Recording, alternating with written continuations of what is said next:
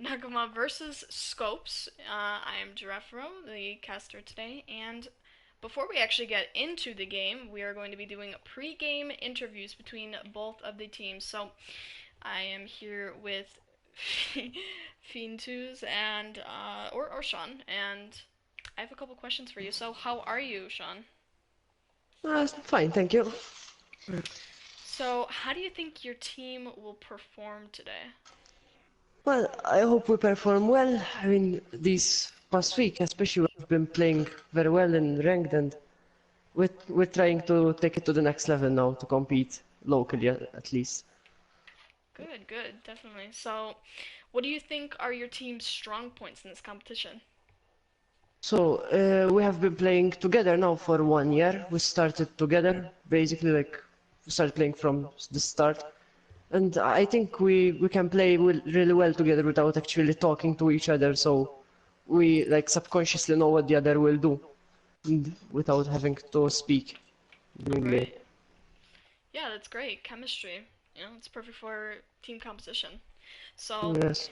definitely. So, what do you think will be the most important part in your success today? Well, I think we have to communicate well. Like, we don't make sloppy mistakes and small mistakes that will cost us rounds. We run clear well and we just get the kills. Alrighty. And my final question to you, who do you think will win today? I hope we do, but I don't actually like know because especially in Rainbow Six, just one round can cost you the game. So we'll just see after the game. I can't really say. Alright, thank you very much, Sean. And Uh, now I'm also here with the Scopes representative, Nigel. So, hello, Nigel. How are you?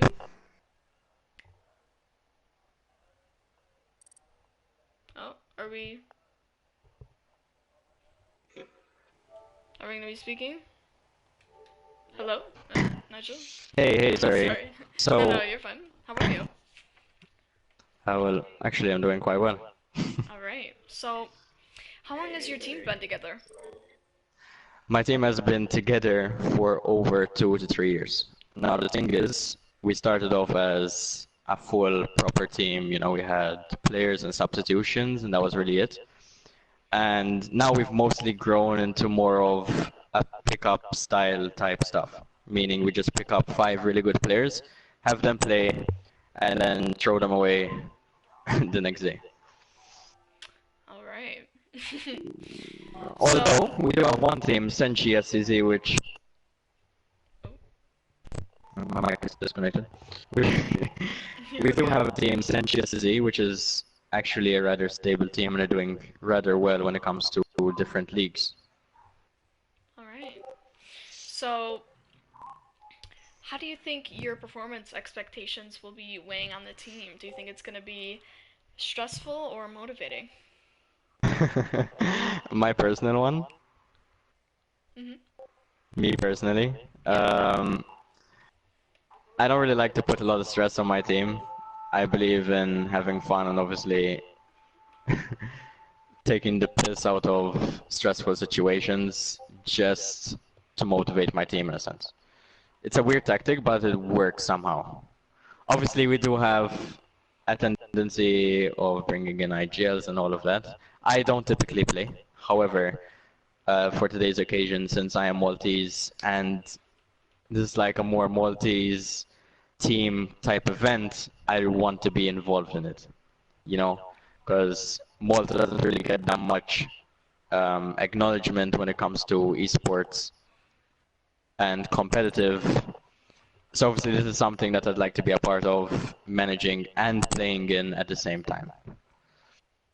All right, for sure. So, what do you think in terms of gameplay would be the most important part of your success today? Okay. Honestly, I'm not really sure. I think individually we all have our skills. For example, Terry is mostly prone on attacking. Obviously, he's very good when it comes to gunfights, strategy, and all of that type of gameplay. And having an IGL and obviously going over different strats which we have organized is also rather important. As long as they go with the strat, I think we could do rather well. Alright. Good response. So, do you think communication or individual gameplay will be more important in your success today?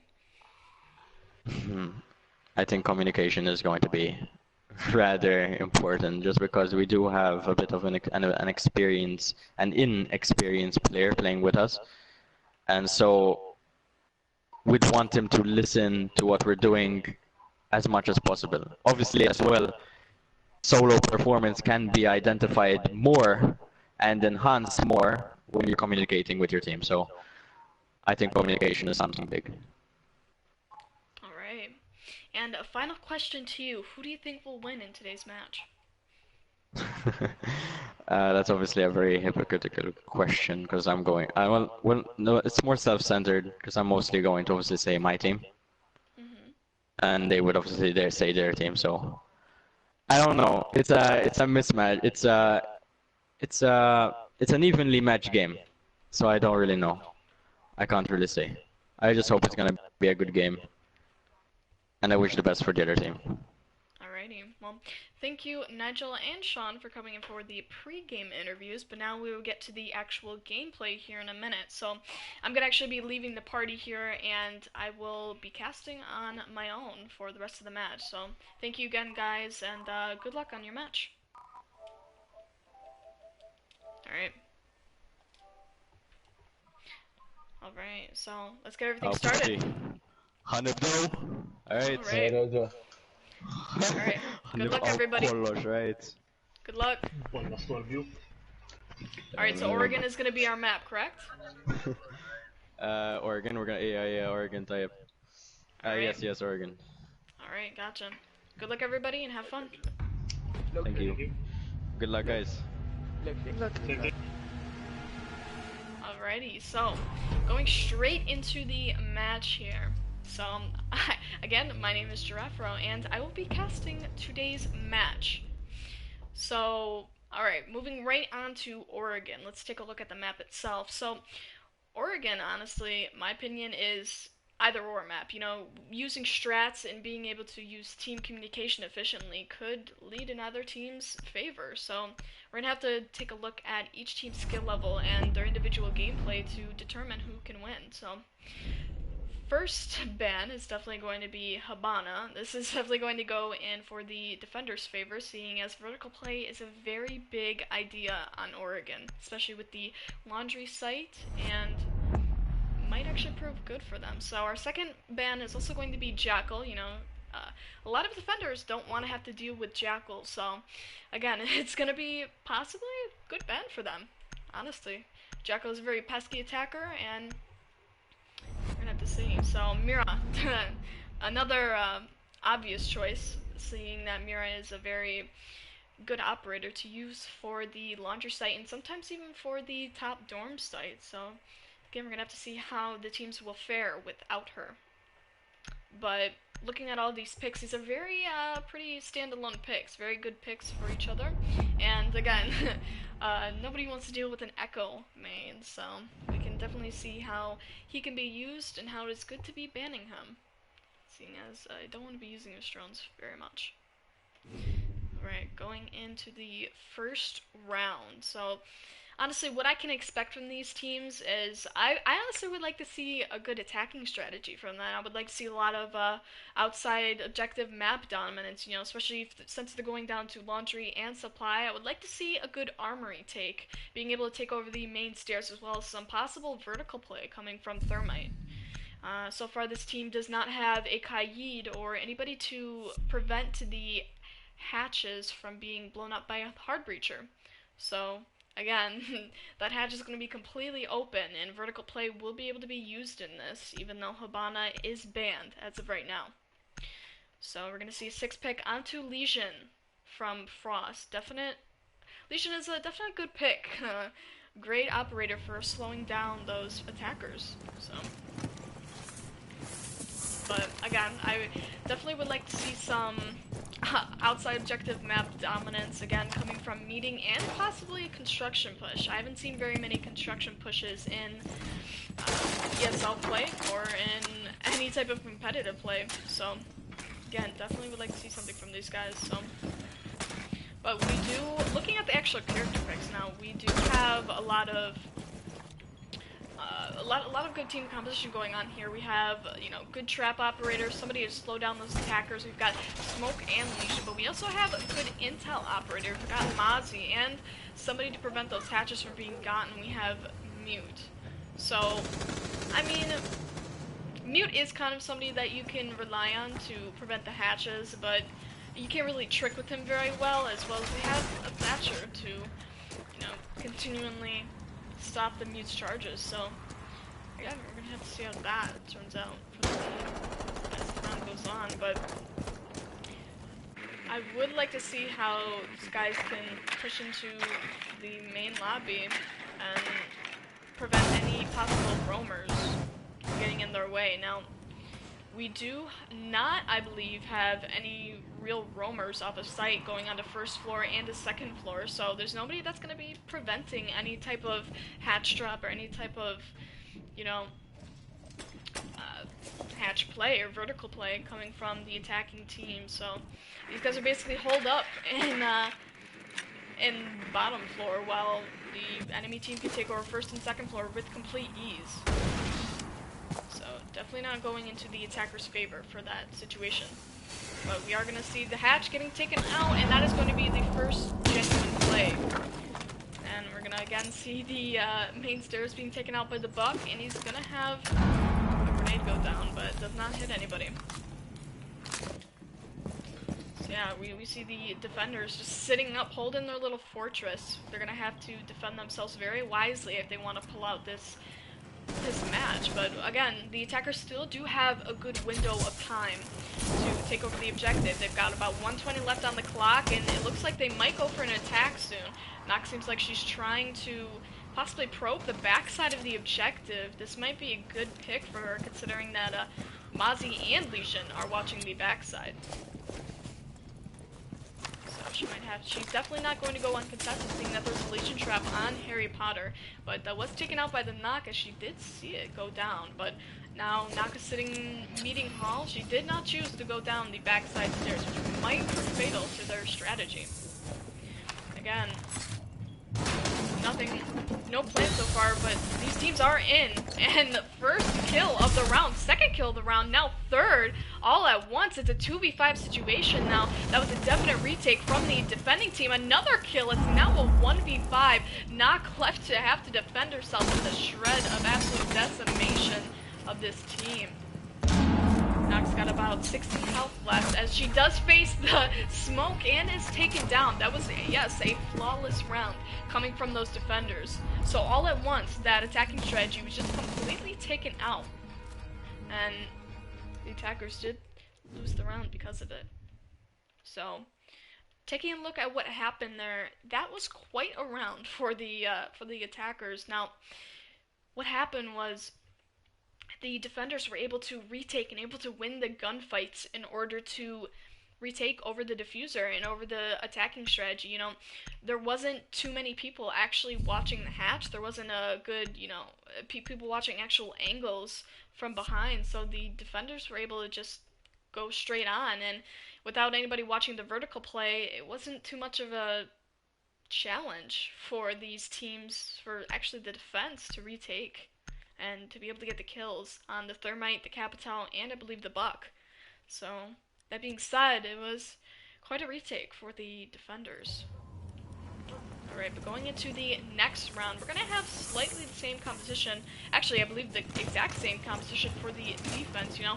If it worked the first time, I'm sure it'll work the second time. I'm sure that's their strategy. But now we see a bit of a different hold instead in dorms. So we're going to have to see how different dorms hold is going to be for the defense. You know, it might be very different for them. It might have to be played out different in order to win the round. But again, we're going to see a different type of team composition here with Lion, Monty, Thermite, Ash, and IQ. So these attackers are definitely going to be looking out for the pesky gadgets from the defenders. You know, almost actually every single defender has a possible gadget that they can use, so IQ hopefully will be used with definite effectiveness. So, but again, we're gonna have a Lion used. A bit of a strategy they might be pulling out here, as well as a Monty. You know, definitely can work out for them in their favor. So we're gonna see a west side take. This again, that type of dominance that defenders can just walk in without being contested is the type of dominance we do like to see here. So this is going to be a 3-man objective hold with 2 people outside of the objective. We're going to have one sitting in dining hall, almost unbeknownst to the attackers, which they might possibly get into another engagement here. We also have, I believe, Mozzie outside of the objective. Yes, he is sitting below, all the way in bottom floor, trying to scout out the enemies that are approaching the objective. So again, yeah, we're gonna have Monty going down to that Jaeger, completely unknown that he was there. The two, oh, Jaeger, sorry, Jaeger and Mute, completely unknown that he was there. Seems like ScopZ was getting a bit too aggressive and was taken out on the pitch from Z. So that's gonna be another engagement. The diffuser's down. Ash and Lion are able to pick that up, but still almost unknown where the attackers are. And again, that Smoke and that Jaeger are going to try to fend off for the diffuser. That Ash is able to pull the angle on the Jaeger, and she still was getting a little bit damaged there, but immediately, all at once, Smoke taking down the Lion, as well as the Thermite getting taken down. And all at once again, the defenders won the round, and it was a blowout. All at once again. You know, very, very chaotic between the defenders and the attackers. But again, you know, shotguns definitely came to use in the close quarters situation that they were in, and Lion and Ash just were not able to protect that diffuser. So, individual engagements were won, and the round again goes to the defenders. So that's going to be 2 rounds for them, putting us at a 0-2 scoreline. So again, looking at that, it honestly was a miscalculation for the attackers to, you know, not think that anybody was going to be roaming or anybody was going to be sitting outside in dining room, you know. They got completely blindsided by what the Jaeger had, as well as the Mute, you know. They walked in there thinking that nobody was there, and they were very wrong about that, and it proved fatal, and the round did go for the defenders. Unfortunate, very unfortunate. But again, we're going to have the same setup with just a little bit of an exception now. Instead of having a Smoke and a Mute, we're going to see a Valkyrie and a Castle. So, yeah, Castle's a very common operator to be using in kitchen and in the dining hall hold, so definitely expected from them. But again, we're going to see a Valkyrie as well being utilized, and it might actually be very effective for her to be used here, seeing as there are a lot of different spots where intel is going to be useful for this defending team. So again, we're going to be seeing a bit of a switch up mostly for the attackers. Again, instead of it being the Lion and the Monty, it's going to be the Sledge and a Capital. So we're going to be seeing extra utility here coming in from Capital, but the first down in the round is going to be for the Sledge. That was a spawn peek and a half coming from Valkyrie, and utility definitely down there, especially with the frags, as well as a good gun and possible fragging ability. But we're going to see a forward push into Garage with another kill. More utility going down from the Legion. Gets the kill on the Thatcher, and now it's a 3v5 situation. They got about 2 minutes left, and he gets taken down from the side. Doesn't even know that Ash is there. So that's another refrag coming in from the Ash. It's going to be an engagement between the Castle. Neither gets the kill in that. But Castle pushes back, goes back into the objective, you know, trying to get into a safe spot, but Capital tries to aggressively push up, does not get a kill from it, however, and Ash is now retreating to backside tower. The team is definitely getting a little bit more aggressive on the pitch, seeing that it is a 2-0 scoreline, and they know what they can do. They know their ability in this round, and it still gives them a 1:30 left on the clock, and Thermite alone, as he is, just taken out by the Valkyrie, but is able to get a breach down.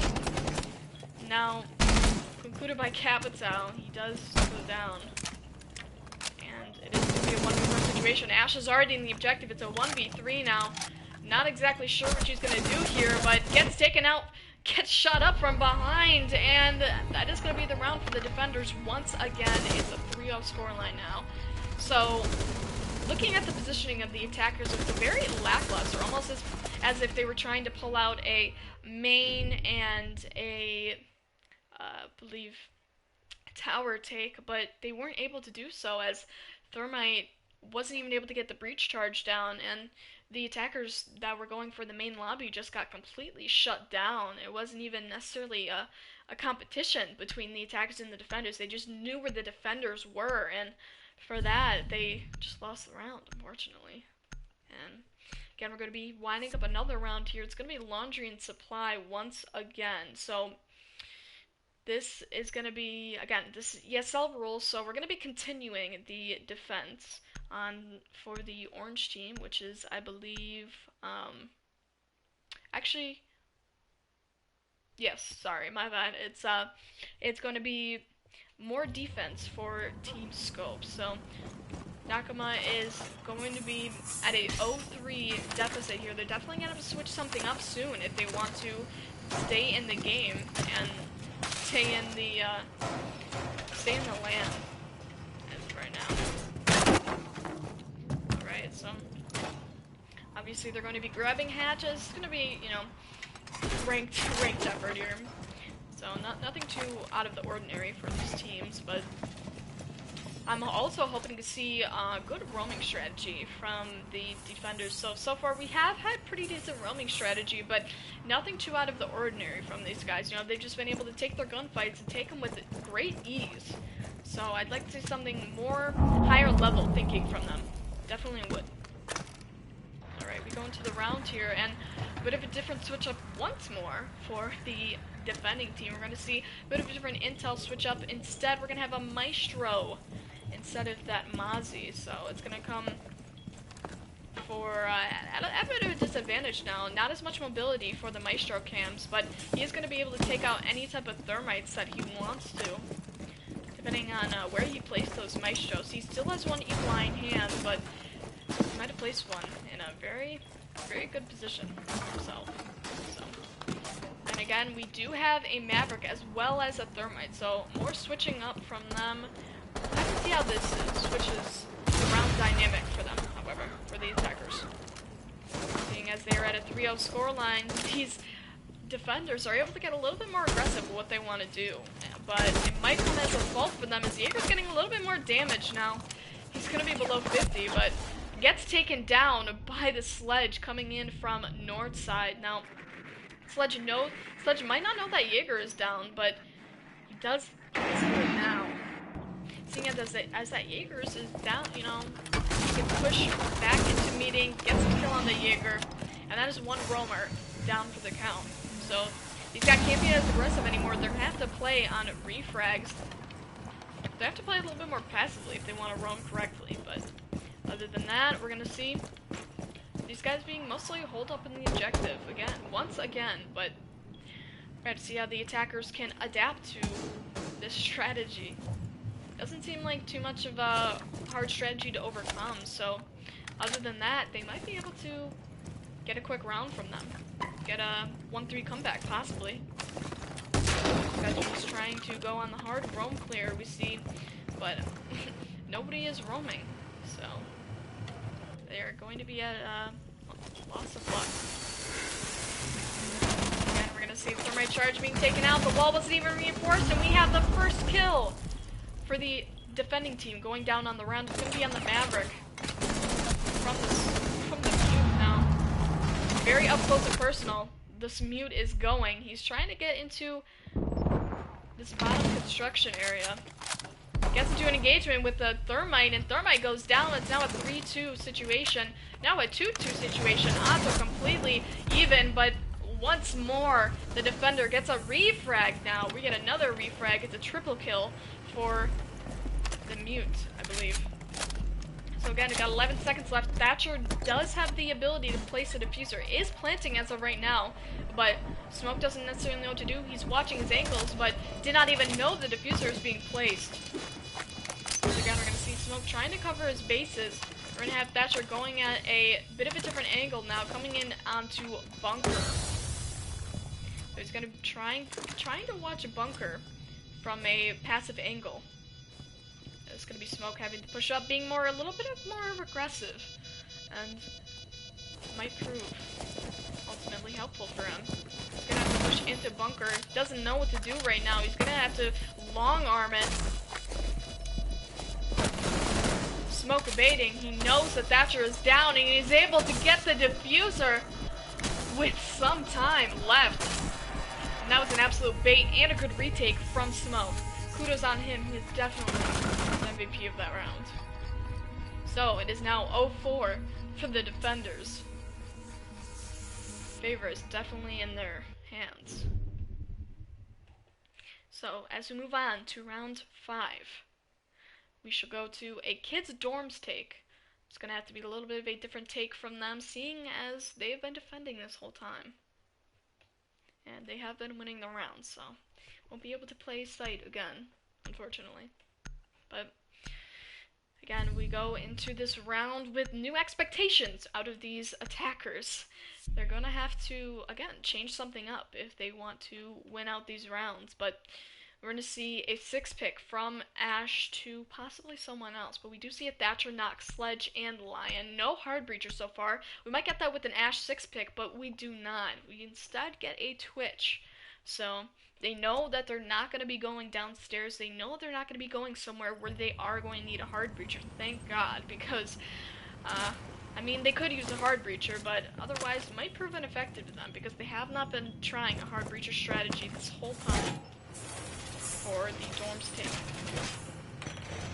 But instead, now we're going to see a Lion being used. See, Lion has been that type of operator that personally hasn't been too effective on these 4 rounds, these 4 defending rounds for the attackers. He hasn't really been showing himself very much and hasn't really been being used to his fullest extent he can.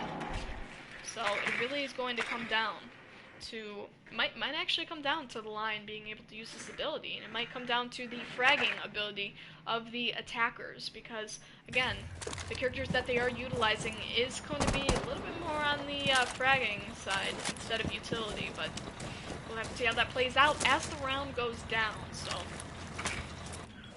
we do see a 4-man hold strategy coming out for these attackers with 1 man outside of the objective. That 1 man will be the Mozzie again, who is attempting his downstairs hold with his intel abilities.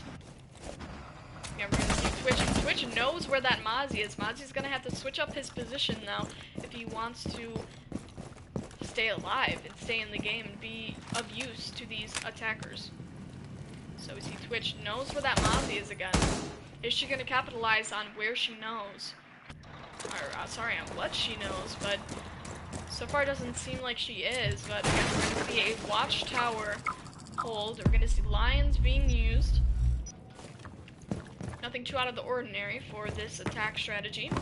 We're going to see a backside push, however. Since they have no hard breaching capabilities, they're going to have to try for something a little bit more unorthodox.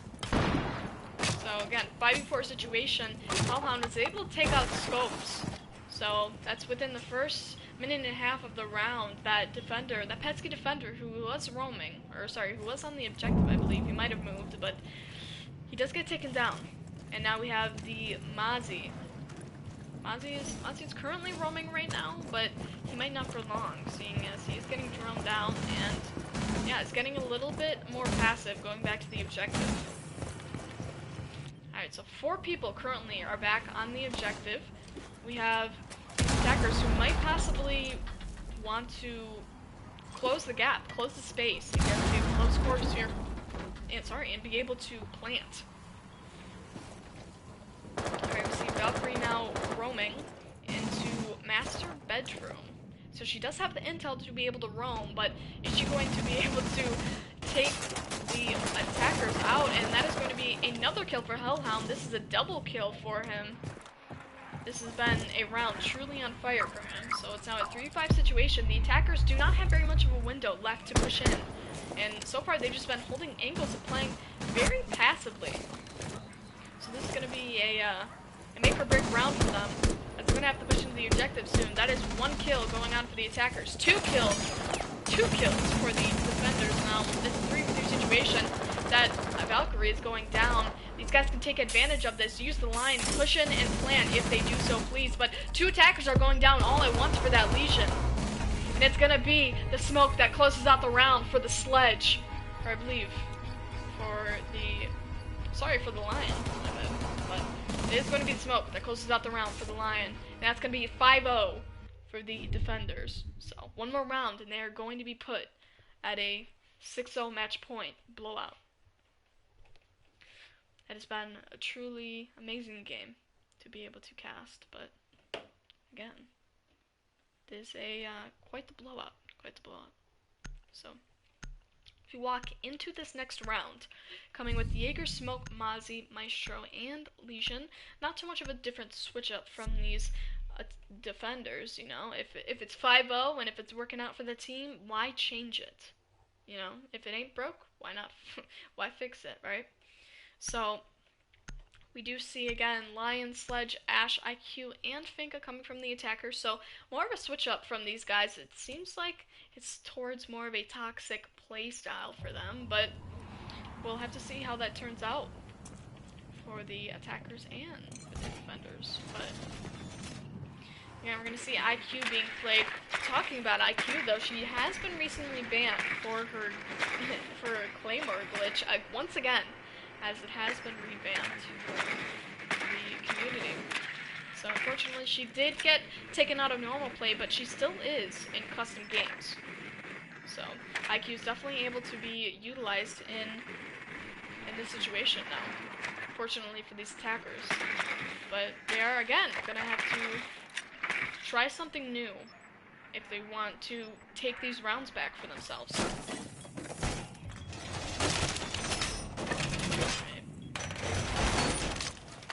Alright, so walking into the next action phase, we're going to have only 1 person staying on the objective, surprisingly, but we're going to see Maestro coming back to the objective, holding very firmly back on the objective, but we're again going to see these defenders holding very close to the objectives, so they will be able to get a good idea of where these attackers are. But now we're gonna see Jaeger getting the first kill of the round. It's gonna be for the pesky lion, for the unfortunate kill on the lion, and that's gonna be utility down for the attackers, unfortunately. But we're gonna have to see how much of a difference he truly does make as the round plays out. But we're going to see more engagement between this Jaeger. He only has 1 health left, so it doesn't really prove too much of a difference to the defending team, whereas he's already gotten the kill for the round, so he can just be easily fragged out at this point.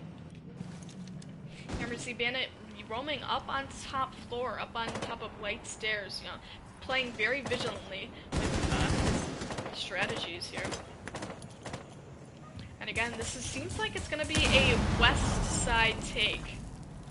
Maestro Cam is going to be going down, and this is going to be no hard breaching capabilities here, but they are going to try to drone out as effectively as they can, these attackers, and are going to attempt to possibly take over Diamond, even with the Maestro. But the Maestro is getting taken out once again. It's going to be a 4v4 situation now, with about 1 minute left to spare. These guys do have, again, a good window to make their execution onto the objective, and seeing as there is only 1 person, they can take advantage of that. This is going to be another kill for the Mozzie, and another one, yet another kill for these defenders, sorry, but it's going to be a possible retake coming from the Legion. The diffuser is down now onto the IQ, but Bandit is pushing around onto the office, onto the tower now, so they do have control of the diffuser, but unfortunately for them, it's gonna be another kill for the attackers.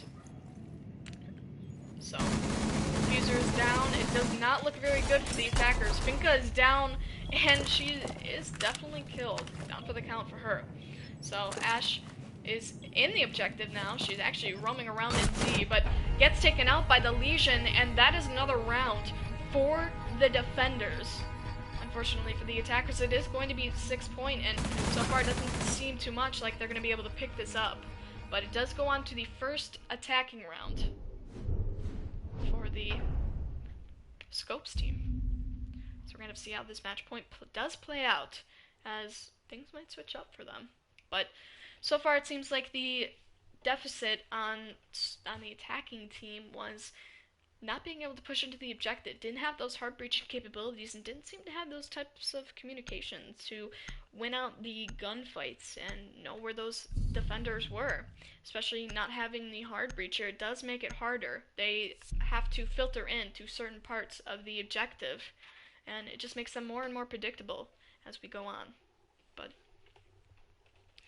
we do see another 6 pick from these guys. It's going to be from Buck to Blitz, so a bit of a different switch up for them. So far, Blitz has not been played throughout the whole match, but again, we'll have to see how he can affect the outcome of this game and possibly of the whole tournament.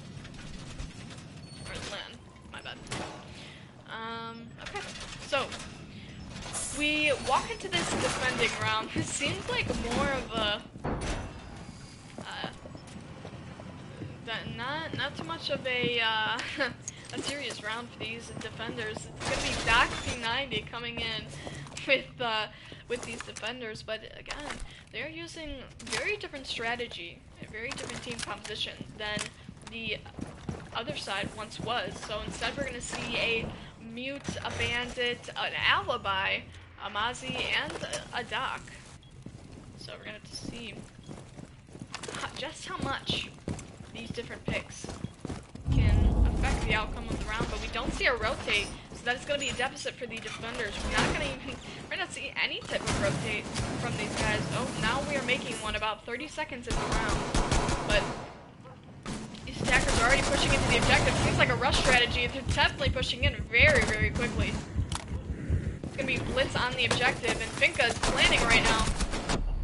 It's going to be Blitz that is refragged and is going down. It's going to be a 3v3 that is a definite retake for the defenders. But again, it's going to be more refrags, and it's going to be Alibi have to defend. And she does get taken down by the Twitch, and that's going to end out the round and the match of Oregon. Alright. That is going to be our first match of Oregon. Quite the match for these guys.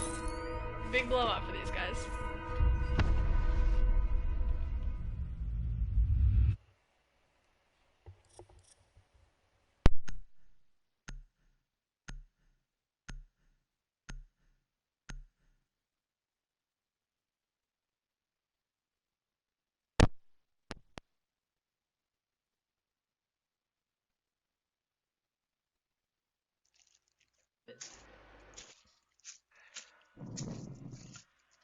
I am so sorry.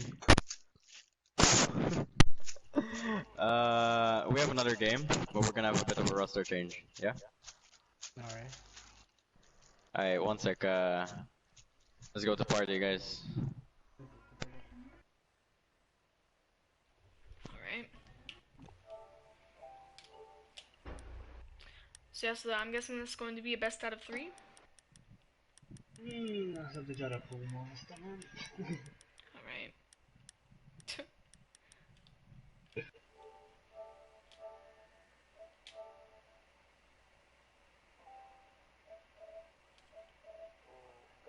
Alrighty.